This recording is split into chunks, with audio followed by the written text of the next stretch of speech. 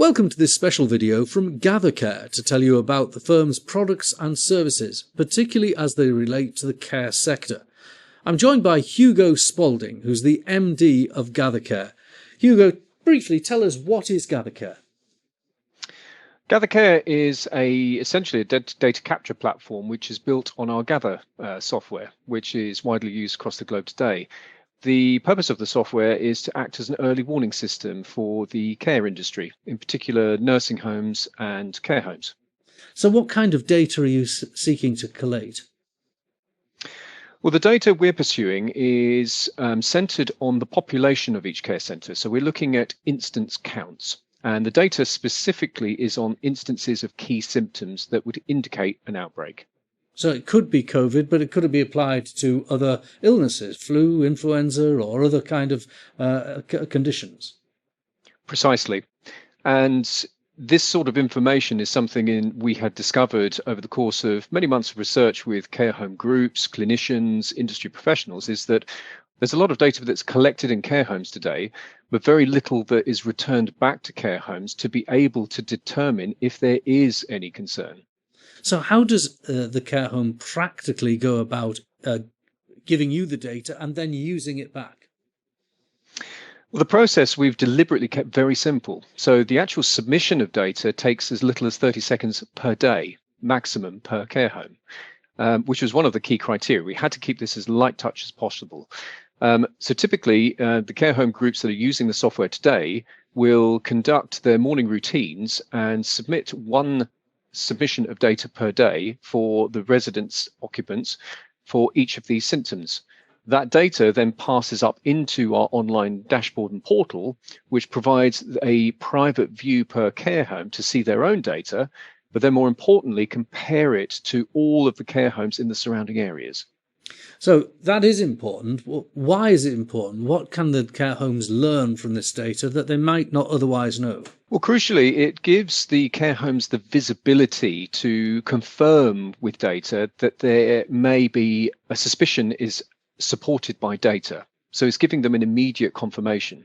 The second thing is that because they can compare to surrounding areas, they're able to see, we have a suspicion of a concern. Is there a suspicion of a concern?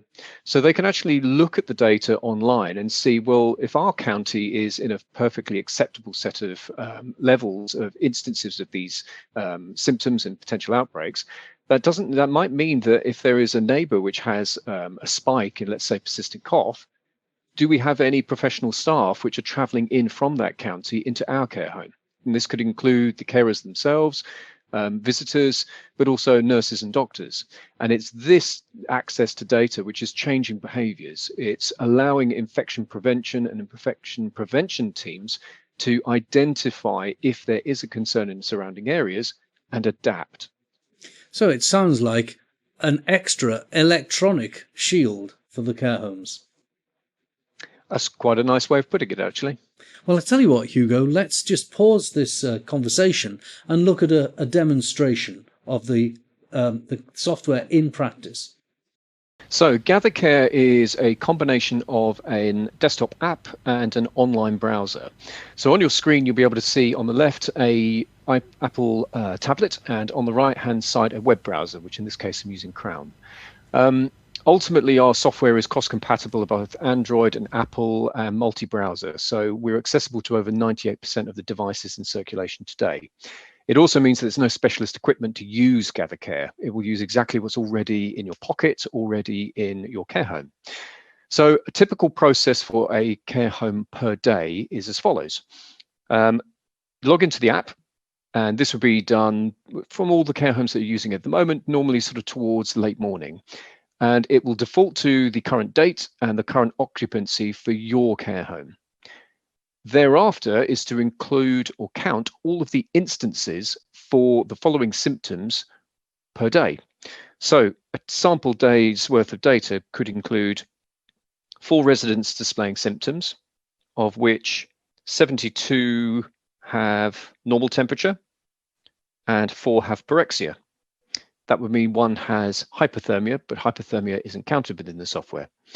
Diarrhea could account for 1, vomiting 2, chest infection 3, no colds and flu, no persistent coughs, one suspected UTI, and one suspected delirium onset. Submitted. That process is done for the day. And as you'll see from the software, it uploads the record, and that is now accessible in the online portal. So the actual process was deliberately kept very, very light touch.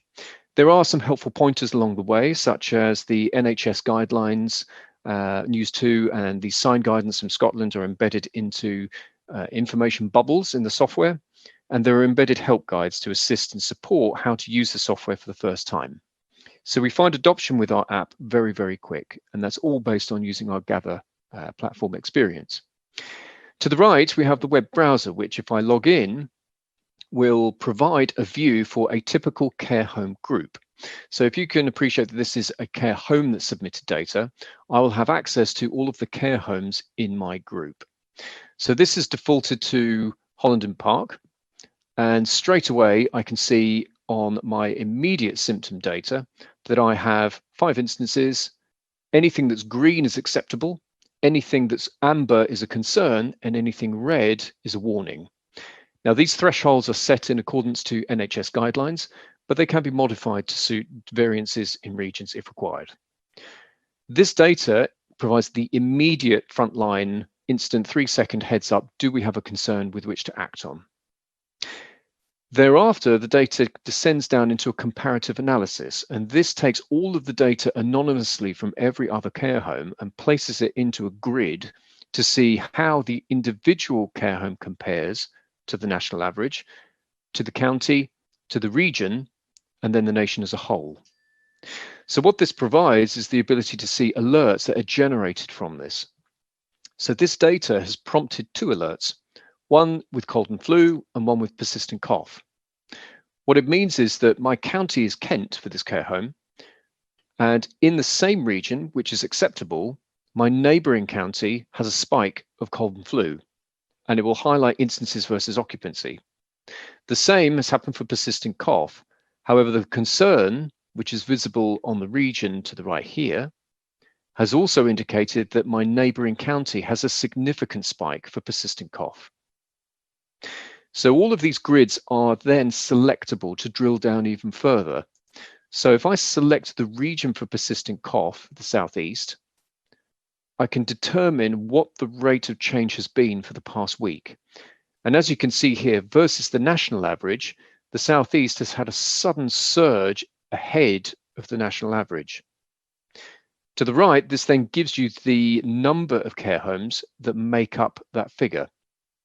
So as you can see here, one care home in particular has a substantial spike, and then a second one has a smaller spike. So this informs the clinicians and the care home operators whether infection prevention measures need tightening, improving, revising, or changing. And all of this data is archived and backed up over time and is accessible and extractable by any care home at any time. Well, that was a really interesting demonstration, Hugo. Thank you very much.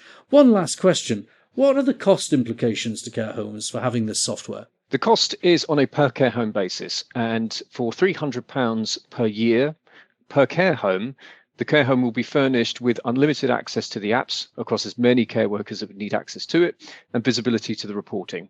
So we've deliberately kept it as low cost and sub £1 per day. Well, Hugo, I hope it goes very well and we get a lot of uptake, because it does have a really good public health use. Thank you very much for joining us.